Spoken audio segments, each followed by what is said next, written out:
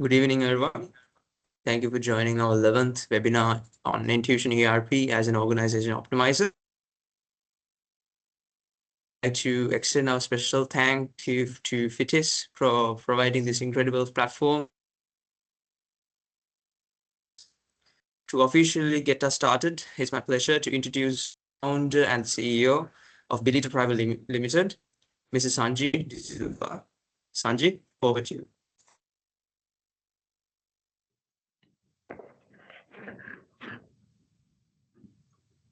Yes, thank you, Anuga. I hope you can hear me. Can someone confirm Yes, whether? can hear you. Okay, perfect. Thanks, everyone, for joining the meeting, and good afternoon. Let me get the slides sorted out. Okay, so we are just going to touch base on enterprise resource planning, how it can work for you as an organization optimizer. So to start with, Yes. okay, perfect. So coming back to our presentation, whether the ERP is a simple bookkeeping or accounting or a finance system, no, it is not actually. This is very important for everyone to understand because ERP is something far more than an accounting or a finance system. The main purpose of ERP is to go beyond the limit because accounting tells you what happened, whereas ERP helps you to control what is happening. It's not a post-mortem thing, it's a very active system if you are properly using the ERP. So when it comes to the ERP, to make it really operational for your organization, you need to have a combination of modules. Usually you are familiar probably with the CRM and sales and marketing module, which is specially designed for sales and marketing teams to ensure your sales are streamlined. From the point a customer is interested in one of your products or services, the CRM can capture that interest and it can nurture that customer until it becomes a solid sale. So that's the purpose of the CRM.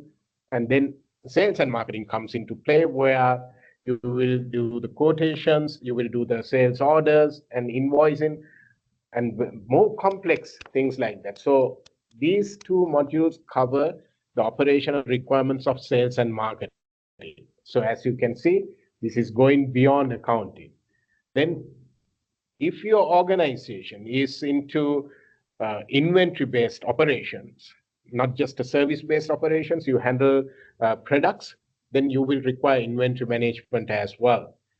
If you are storing these products in warehouses, you will benefit from a warehousing management system, like a very smart warehousing management system, because these are the modules that will help you to optimize the amount of inventory. Because if you overstock, your money is stuck with the inventory unnecessarily, and then you are utilizing warehousing space unnecessarily. And all these problems, it also increase the amount of labor for you to manage excessive inventory. So when you streamline your stocks of related operations through inventory management, warehousing, that helps you to optimize those operations to the benefit of the organization. If you are working with a set of distributors, dealers, and the supply chain comes into play, because this is an ERP is a solution that can go beyond your organization as well. It can be even connected with the distributors, softwares they are using, even to the level of dealers. It can connect, and this whole supply chain can be streamlined.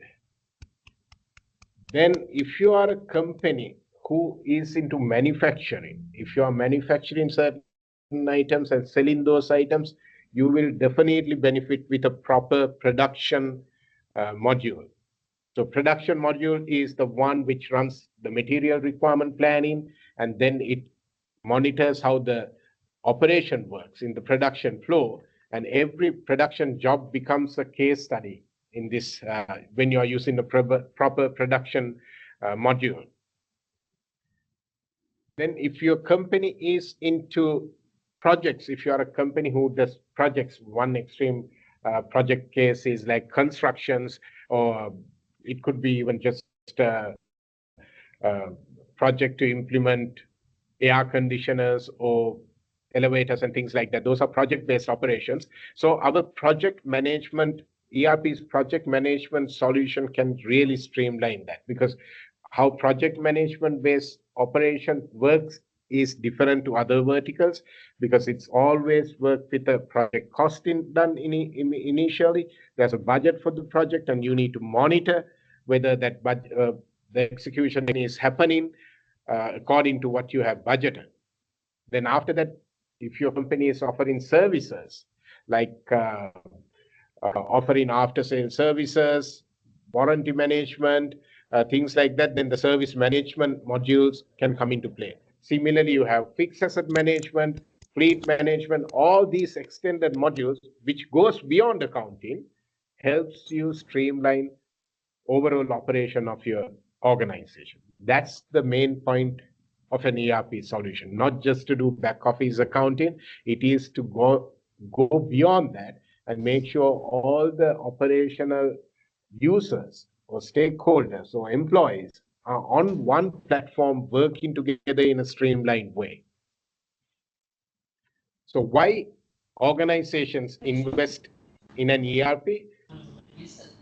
The invest, actually that's the key word here. It's not actually a cost. If you really properly implement an ERP, it becomes an investment because it helps you to become more profitable.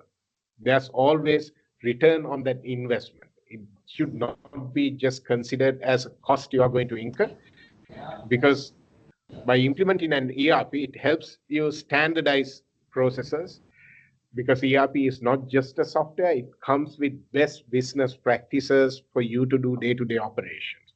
So when you implement the solution, your organization also by default adopt best business practices that is suitable for you to conduct your day-to-day activities. When everyone, all the stakeholders, users, or the staff comes on board the ERP solution, you have the management and everyone has the visibility across operations. So the management or the CXO level can have an eagle-eye view, the macro level view of the operations taking place in the organization. But even within the users, they can have the visibility to the rest of the relevant what are the relevant users doing. That's a visibility across operations. Accountability and ownership, because usually these days ERPs are all task-driven, workflow-driven. So each activity has someone who's accountable for it. Sometimes you can see things drop off the process because someone forgot to attend to an activity. Maybe someone forgot to call a customer, collect the payment on time. So there's bad debts getting piled up, because it's human inefficiencies. But with an ERP, it can make people accountable. It can prompt users saying, okay, you are supposed to do this. And you are the owner of this activity. You are supposed to call this customer, collect the payments on time, likewise. So ownership and accountability can be established through an ERP. So when all these processes are done through an ERP, not in a manual way, then you have reliable data to make management decisions. You don't have to make decisions based on your gut feelings anymore. You get proper analytics through dashboards, or the patterns, customer behavior patterns, sales patterns, any challenges, all these things get properly highlighted through dashboards in the ERP systems. So it is a platform that supports the growth of your organization, and definitely it's not a cost, it's actually an investment which will give you ROI. That's the key thing about ERP. Saying all that, why ERP is still hard? Because some people, they have gone for ERP systems, either they are not benefiting from that or they are not fully implemented that. Why? Or even some people have not even gone for ERP solutions. What's the reason? One thing is it could be cost, right? You might think it's a very high cost for your organization. You need to, so look at a reasonable priced ERP for your organization. Depends on the scale of your organization. What is the total cost of ownership of what you are buying? Then the other challenge may be the workflow fit, because what the ERP solution suggesting new, I said it's coming with certain standard best business practices, but that might not be best for your organization, because each organization have their unique ways of doing things. But if the ERP is suggesting something else, it could kill your uniqueness. So that is where some organizations find it challenging to go with an ERP. Then the other risk factor is implementation risk. You might not have a proper implementation partner to carry out the implementation the way you want. Because it's very important, because your organization stakeholders or the managers and different staff members, they know your business more than anyone else. So at the same time, from the ERP implementation partner, there should be people who are capable to understand what your staff members are saying. So it's very important to have a quality partner doing the implementation. Another challenge is the scope. What you are expecting for ERP might not be available within the ERP. So that's another issue, because then you don't want to have certain things done on paper or on Excel again after you invest in an ERP. Everything ideally should be fully done through the ERP system. The adoption is another thing, because some complex ERP systems are very difficult for end users to come on board. They find it very difficult because the screens are not user-friendly, the processes are too complicated. Then they will not comfortable using it on day-to-day basis. They will feel it's another hassle that the company has introduced them, rather than making it convenient for them to use it, do their day-to-day operations. So user adoption is very important, and then upgrades could be a challenge if you customize an ERP a lot, especially ERPs that are global.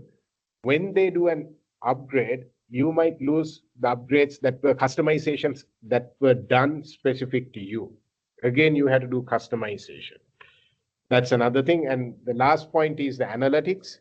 It might not give the analytics that you are looking for, because you implemented the ERP because you want to streamline operations, get everyone on board the ERP, so things are done on digital manner.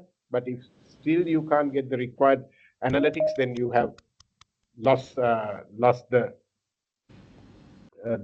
one of the key ROIs. This challenge is not just within Sri Lanka. This is a global challenge. So these are some of the global statistics I'm sharing with you, because it says globally 80% of the companies need customization of their ERP. And 65% of the time, usability improvements lead to overspending. So 75% global ERP failure. So there are many challenges, not just in Sri Lanka, globally, when it comes to ERPs. So that is the reason why, as a company, 𝐵𝐿𝐼TA, we decided to come up with a solution that can address problems as well as problems faced by Sri Lankan companies who come in on board an ERP solution. So what do we do? What we have done is we have designed an ERP that really fits your organization behavior. I'm not saying that it is going to fit all the organizations in Sri Lanka, but there are selected segments that we have specialized in. For those industry segments, we have a really good solution that minimum amount of customization or zero customization. So that saves you money. Otherwise, you will have to spend money on customizing. Saves you time because you don't have to spend time on customizing. Plus, the implementation success has to be competitive globally, which I will show you a very interesting case study, which is coming up next. So that is one of the key things, because our core team members are here, very senior team members, not just software developers, they are domain specialists who understand how the businesses in Sri Lanka operates. Another thing, what we did was we understood even within the same industry verticals, businesses work differently. Their workflows are different. So what we did was, rather than having fixed workflows, we introduced configurable workflows that can easily adapt to the business practices you are doing. It is not just a typical module architecture, because every time, if you are familiar with ERP domain, you talk about modules, CRM modules, finance module like that. But we go even beyond that. We have a workflow-driven architecture, which is fully configurable to meet your business requirement. And that also gives you the option for your business to adapt what they need when they need it. Because if you are a medium-sized business, and if we load you with very complex business processes, that is going to be a blocker for you to scale up. Because you can't do something that you need 2 years down the line, a business process that you need 2 years down the line when you expand. You can't do it today. What you need is to streamline operations in the most effective manner, and that fits what you practice today. So the beautiful thing about our solution is we can give you exactly what you need today, and we have the option for you to scale it up when your business grows. I'll give you a simple example for you to be very clear about it. If you look at a sales process of a small company, it could be just preparing an invoice, issuing items, collecting the money. Or it could be issuing items, invoicing, and collecting the money. That's the business process. But if you go for a large organization, if you look at the sales process of a large organization, that could start from getting a sales inquiry, providing a quotation, negotiating the quotation, revoking the quotation, and then getting a sales order against the quotation, then doing multiple invoices against that sales order, getting multiple payments against that sales order, and then also having credit limits, debtors management, all that. You can see how complex that sales process is, but that is, of course, in many large organizations. So we support that lengthier business process, as well as we have the very compact process as well. So you can decide which process you want more and more processes when needed. That's one of the unique, beautiful thing about our ERP that we offer. And as I mentioned, we are very much familiar with the local users, their decision-making style, what are the constraints they are having, whether they are technically not savvy as a Western user, whether there's a language barrier. So because we know how Sri Lankans operate, and we have absorbed that learnings and designed this product to meet Sri Lankan requirements. And of course, our core team is based locally. So anytime your key members, key process owners wants to have a discussion with the core team members, they are available. So there's no information filtering. You don't have to talk to so many intermediary parties to the core team. Because we are here locally, we can even have a face-to-face meeting. That's another value addition. As a Sri Lankan company, we can provide to Sri Lankan organizations. So that's the main thing about the benefit of what we offer in Intuition ERP. So we don't expect your organization to just change around the ERP, but we have designed this solution that will fit naturally into your organization, how it operates. And that has made this product solution very successful, highly successful, not just in Sri Lanka, globally as well. So that is a bit about what we did in Nepal. It is not just in Nepal. Actually, we did the same similar project in multiple countries, including Philippines and Zimbabwe. So the countries trusted us with distributing medicine, life-saving medicine, because it has to be 100% accurate. You can't run out of stocks. You can't overstock and waste it. So this is a platform trusted by nations to ensure their health security. So the same capable platform is going to help you to scale up your operations, make you profitable, and then make you globally competitive as well. And so what I'm going to do is I'm going to introduce Manupriya, who's our head of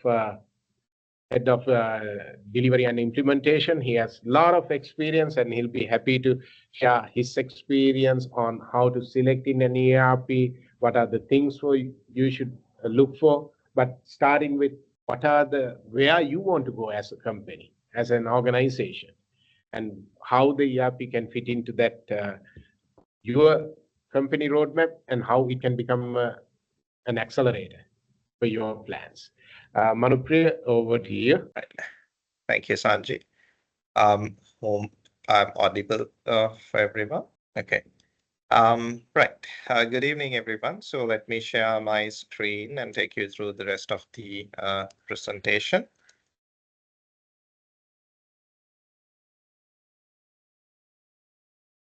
Okay, hope my screen is visible as well. So to start off this segment of the webinar, first of all, I'll just explain a few of the main challenges that we came across with our experience when engaging with different clients in Sri Lanka. So mainly, we could categorize them into these six. Number one, customer acquisition and retention. So as we all know that in today's world, as a customer, we are looking for where we're getting the best service or best value for our money. So as an organization, it's become a really challenging aspect of retaining the customers in the long term. It's not just acquisition, it's about how long you're gonna keep the customer with you. And the other thing is end-to-end value chain visibility. So especially when it comes to manufacturing related organizations and then exports. Now we come across situations where you require the full traceability of where you're sourcing your raw materials and ingredients to how it's going to be processed throughout the production process and then to the end customer. Then the competitive and sustainable pricing. So when it comes to today's markets, pricing is a very competitive factor because end of the day, it's going to decide where you're positioned in the market. So it's a key challenging aspect for you to maintain your pricing correctly. Then inventory optimization. So if you're an organization who's handling inventory of stocks, it's going to be one of your key assets. So some of the inventory items can be perishable items based on the nature of the organization. So whether it's expiring items or every item would probably have a shelf life. So it's key that you manage an optimum inventory level rather than being out of stock, as well as rather than being overstocked. Then the compliances with the global standards, especially this is applicable if you're exporters. Because when it comes to exporting, there are different standards across different countries in the world, such as the organic certifications, HACCP, and fair trade, etc. So this also is linked with the value chain visibility, where you require the overall traceability of your organizations. And then navigating market uncertainties. A very good example would be COVID situation or the crisis in Sri Lanka. So in order to navigate certain unforeseen instances like those, you require data and you require to know where exactly you're positioned as an organization. So to address and overcome these challenges, we as 𝐵𝐿𝐼TA came up with a unique and a very localized ERP solution to basically as a solution for all these. So I'm going to play a short video where you'll be able to see about 𝐵𝐿𝐼TA. 𝐵𝐿𝐼TA, trusted by prominent organizations around the world, is on a mission to enrich people's lives through its proprietary technology, 𝐚𝐭.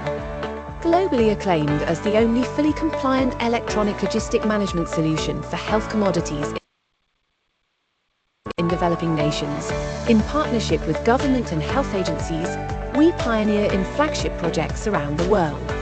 From ERP solutions for all businesses, revolutionizing industries, electronic logistics management solutions to ensure reliable delivery of life-saving medicine, vaccine management solutions digitalizing the vaccination process to boost the immunity of the communities, agri-tech solutions streamlining food supply chain operations, establishing food security, and more. We idealize, we conceptualize, we discuss, we design, we deliver. State-of-the-art cloud solutions to take you to new horizons and make you data-driven and intelligent. 𝐵𝐿𝐼TA, humanizing technology. Right. So that was like a very brief but a strong intro about 𝐵𝐿𝐼TA Intuition ERP platform.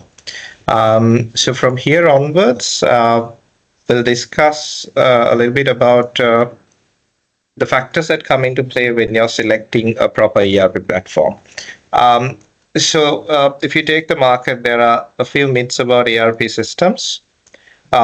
Number one being it's only required for large, or it only suits large or corporate level organizations, which is the number one. And then ERP systems are too expensive to implement. And then ERP systems are going to replace your employees' jobs. Especially this is a risk that comes with your organization's operational teams. And then it takes a long time, years and years, to implement an ERP platform. And then the last one, that cloud ERP platforms are not secure. So if you take the current context of the ERP platforms, all these have been proven as misconceptions because from SME industries to middle-level organizations, all currently use different sorts of ERP platforms or are in the process of adapting and digitalizing themselves, especially with the global digital markets. Everything is being digitalized. And then when it comes to the expensive factor, if you take even 𝐿𝐼TA as an example, we cater from small and medium industries to large-scale corporates, even listed in the stock exchange. So the pricing of an ERP system varies based on the scope of your organization. And definitely, like ERPs replacing jobs is not very outdated fact. So what ERP does is it's going to make your processes more efficient and make your repetitive processes automated, so your employees can be used for operational improvement and the improvements of your organization. And when it comes to the implementation, definitely an ERP system can be implemented in a few months. And about the cloud security, this if you can just do your own research itself, because everything is moving to cloud, Amazon, Azure. So pretty much the data security and the whole infrastructure is on cloud, being very secure as well as hassle-free and very cost-effective, rather than having your own servers and an own IT team for you to maintain. All right, so here I'll just take you through a few points that you need to go through before selecting an ERP platform to your organization. So first thing, so of course every industry fits a vertical, can be manufacturing, exports, agriculture, sort of. So just have a look at and see whether the ERP you're looking at has proven experience in the same industry, which is a huge advantage because you don't have to basically train the vendor there. They'll also be adding their expertise to your operations as well. And whether this is accessible anytime, anywhere. So definitely should be on cloud, and definitely they should have a mobile application or a mobile platform. And when it comes to selecting a solution, you should actually look at few of the solutions available, have proper demonstrations, go through the system in detail, and then pick a partner for you because it's something that's going to be with you for a long time. So you need to have a detailed look at it before you're selecting the solution. And just be very clear with your supplier whether how the implementation approach is going to be and how the investment is going to be, whether it's a one-time investment, whether there are license fees, whether you have to pay license upfront, or whether it's going to be like, when it comes to ERP, it's a monthly subscription. So like that, you have to decide what's the best fit for you with your cash flows as well. And one of the key factors is how the maintenance happens and how the support is going to be. Because, one of the key things once you select and operate as an ERP is how efficient is the support, because your users are going to have inquiries, clarifications and assistance required. So how quickly are you going to get it? And the other thing, key factor would be how user friendly the application is. So you'll be having different scales of users on your organization. So you need to decide whether your ERP matches their competency level. And then the last point, now everything is going towards AI. So you need to decide and see properly whether your ERP application supports AI as well. Whether you are going for the AI-based analytics and whether it's supported, because that's where the future is headed when it comes to the ERP platforms. Right. When it comes to implementing an ERP system, there are few critical success factors that we have identified with our experience. As you would have seen in Sanji's explanation as well, that it's challenging to implement an ERP platform. And if you take the global stats, there's a certain success rate that it's not 100% success rate because it's a challenging aspect. So what we have identified as critical factors that affect a successful implementation are these. So first thing, you need to have a proper team implemented from your side to navigate this ERP implementation. There should be a team of experts who knows your operations, as well as there should be a proper a project manager from the client's end to navigate the ERP implementation. Then when it comes to requirements should be clearly provided and scoped because requirement, we would say in technical terms, scope creep, where you get requirements later down the stage or requirements change on the go is one of the key reasons that ERP systems fail in the market. So you need to have a very clear idea on what you require. And then the effective change management. So effective change management is a very, I would say, a very critical factor, because how good the ERP system is, as well as,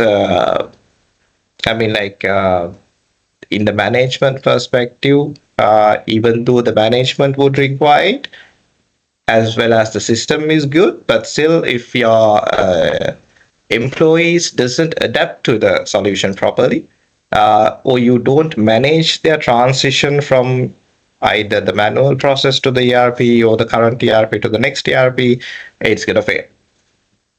And then the data readiness. So of course, when it comes to implementing the system, you need to have your data ready because it's all about data. So ERP system is actually processing, basically, I would say if it's garbage in, it's going to be garbage out. So you need to make sure that you properly cleanse your data before you set it to the system, so you'll be able to take the proper advantage of it.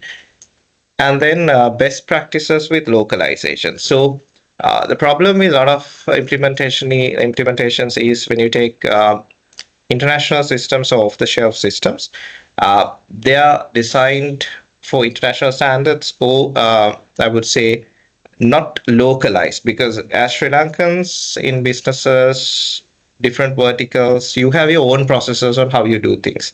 So sometimes these can be your key business advantages. So make sure that, you know, the ERP system fits some of the key areas that makes you unique in your business as well. And finally, proper testing. So definitely during an implementation cycle, you're going to come up with a testing stage. So as the users, you need to be very thorough on properly going through the system and the testing cycles. Right. So the overall objective, as Sanji said earlier during his presentation, that ERP is an investment. So the investment is generating, objective of the investment is generating ROI. So the key areas where you can generate ROI from an ERP implementation or a successful ERP implementation is the time that is saved by automating repetitive tasks, and inventory optimization, basically making sure that you don't overstock or understock. And then fast order fulfillment, that is basically your turnaround time to reach back towards a customer is very effective with an ERP platform. For example, if somebody asks for a sales quotation, if you can send out the quotation within 5 minutes, that customer would be really happy, rather than you spending time 4 or 5 hours or a day to get back to the customer, where you have the risk of losing them as well. Then cost control, of course, with the finance and accounting modules in play, you'll be able to control and identify and control areas where you're having cost leakages. Then workflow automations, reduce manual, even like you can go document free through the ERP platform with approvals. If you are currently printing everything and signing everything on manual documents, you can fully digitalize it through the ERP platform via workflow automations. So all in all, every saving that you get from different areas are gonna end up converted to your profit margins. So that should be the target in obtaining the ROI.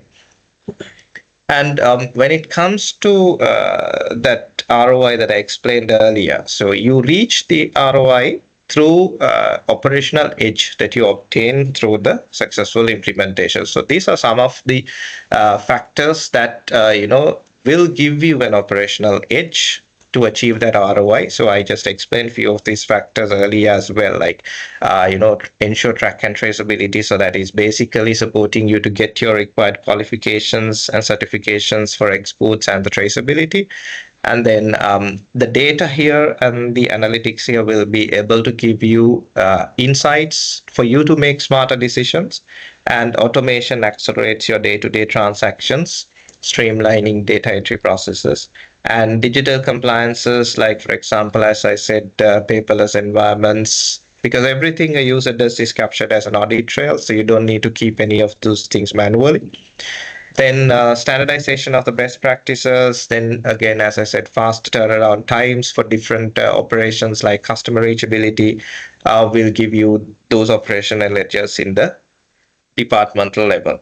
Then the final one, improved forecasting and the demand planning. So basically, the ERP covers two aspects. One is your operations, internal operations. The other aspect is your forecasting and the demand.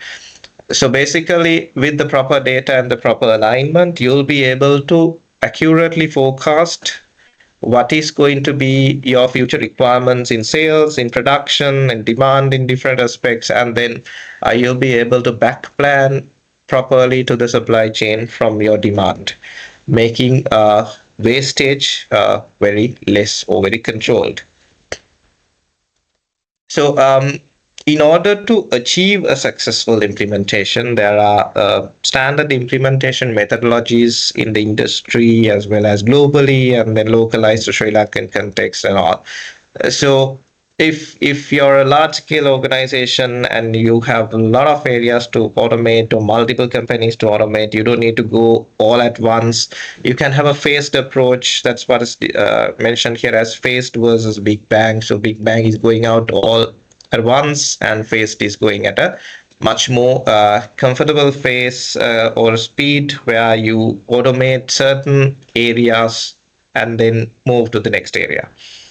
The other thing is set realistic milestones. So we have a lot of experience here as well, because sometimes clients say and come and say that we need this implemented in 1 month. So based on your scope, may be possible, but may not also be possible. So as the experts from the ERP supply end, please listen to their insights as well, because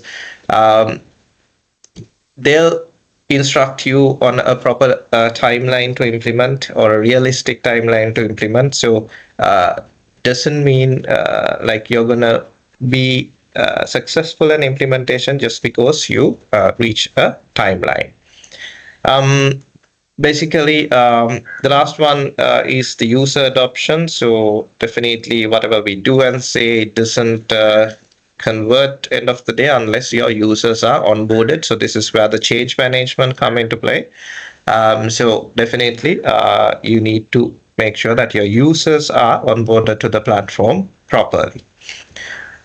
Right. So to summarize, basically what we have discussed during the discussion on how to select the proper ERP platform. So just go through these 6 pointers from our end.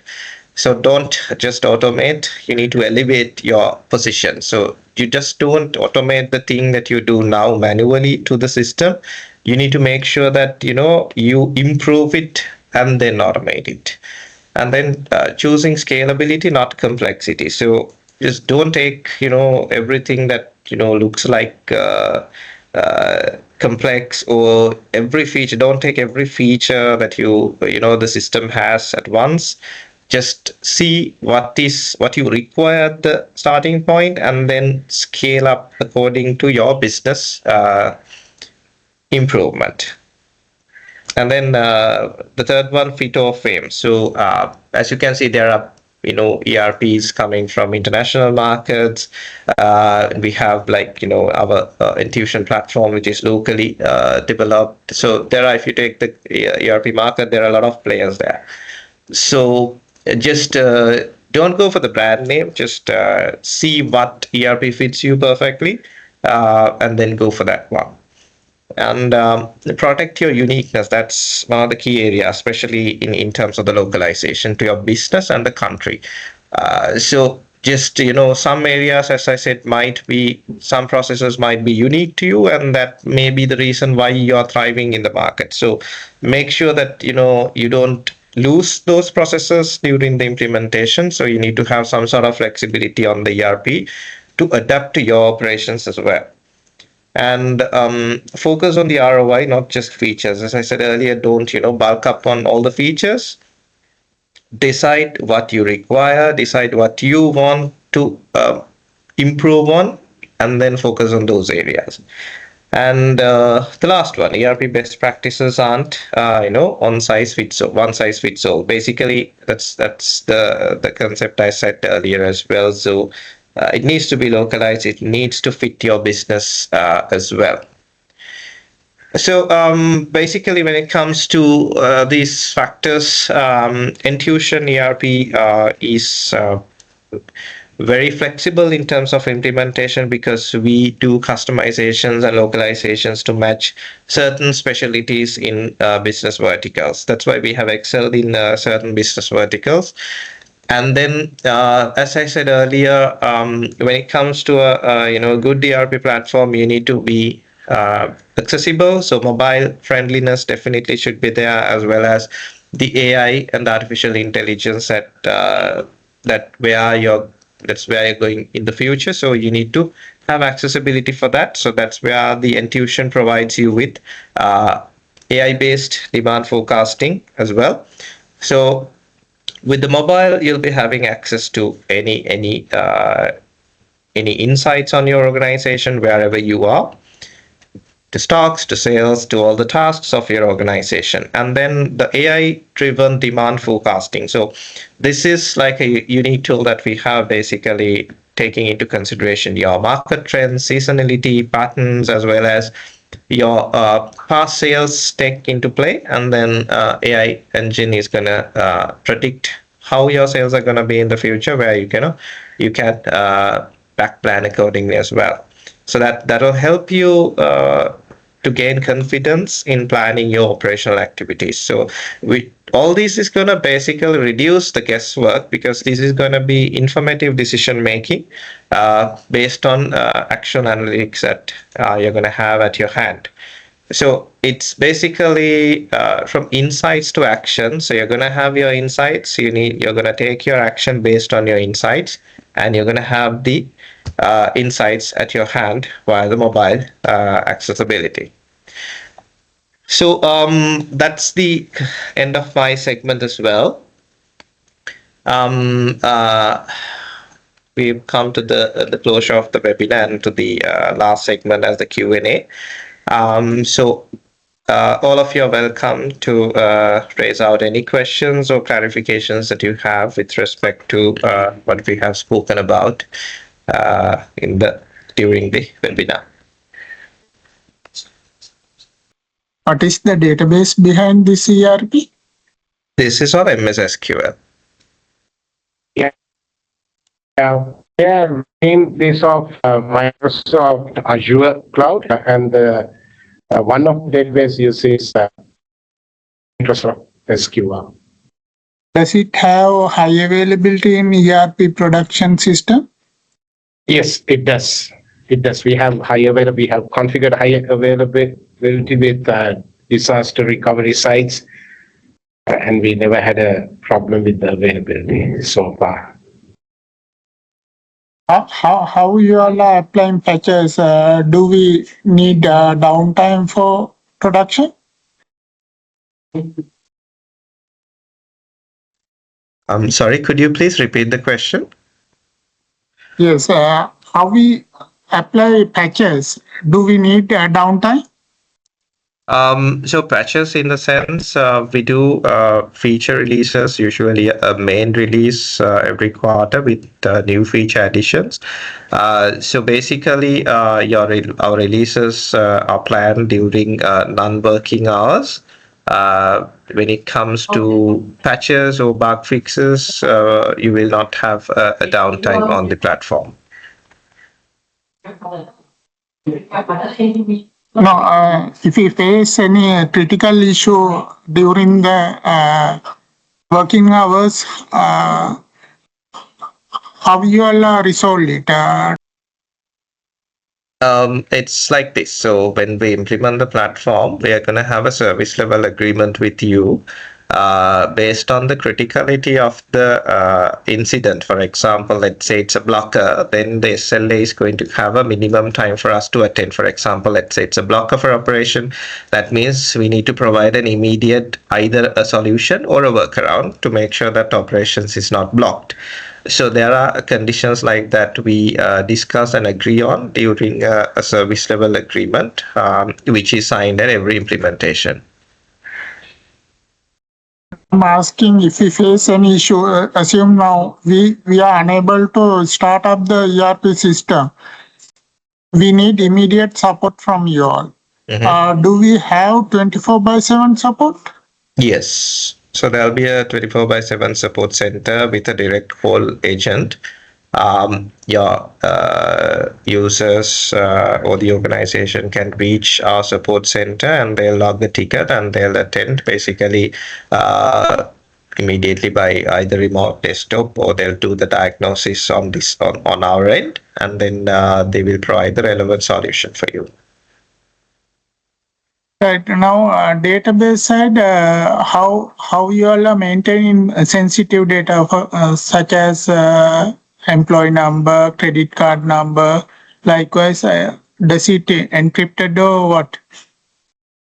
Yes, so when it comes to the data, we provide the highest level of data security because we are with the encryptions and the security protocols, because we are hosted in Microsoft Azure, and the server site is located at Singapore, and we also have a disaster recovery site in Japan, and with backups moving there with every 15 minutes. So there's a whole comprehensive infrastructure architecture for the cloud where we provide the guarantee for your data security.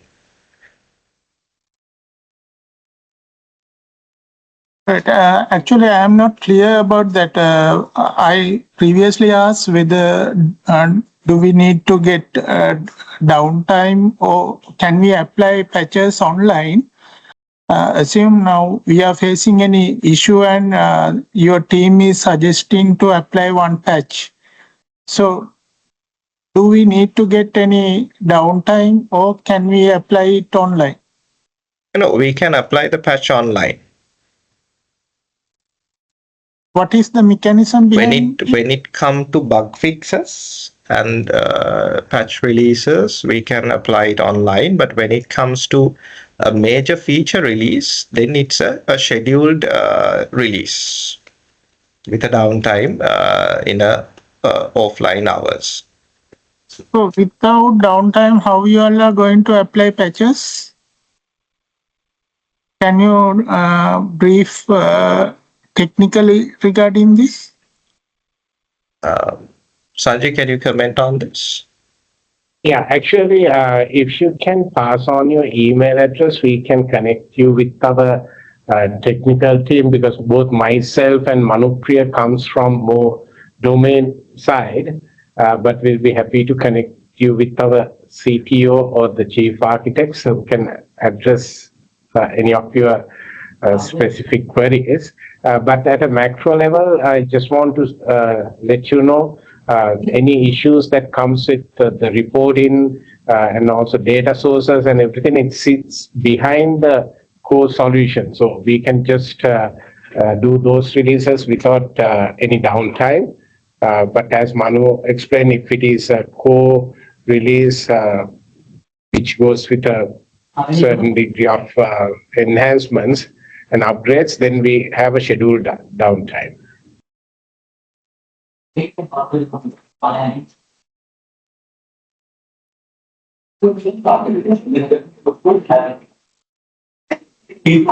the moment, anybody is using in Sri Lanka?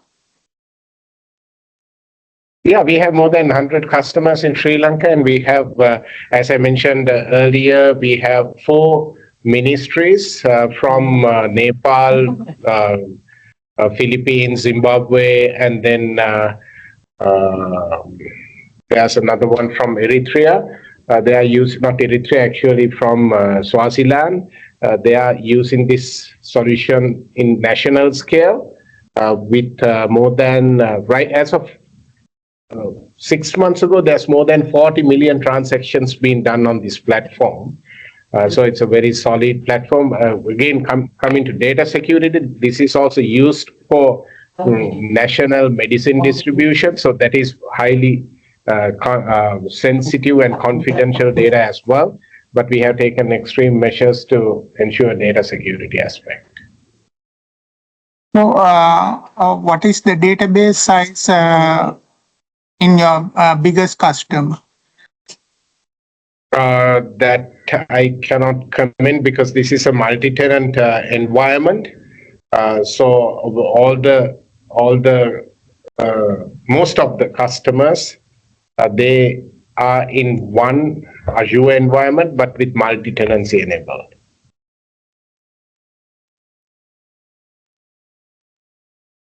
Do you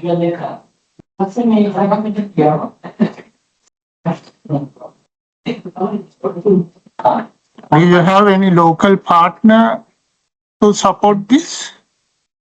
Yeah, we have a couple of local partners who does implementations for us.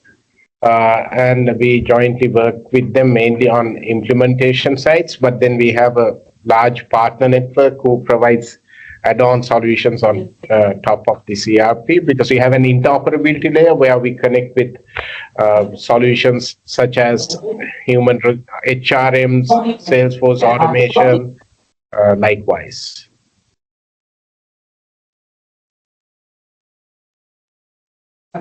Thank you. Thanks for the question. We're happy to get back to you with any technical queries. If you just send us an email, I think the website address is there. You can send it to even sanji@belita.com, sanji@belita.com. We'll be happy to get back to you with any further queries. Any other questions from the participants? Thanks. Since there are no more queries or questions, we will hand it over back to the FITIS team.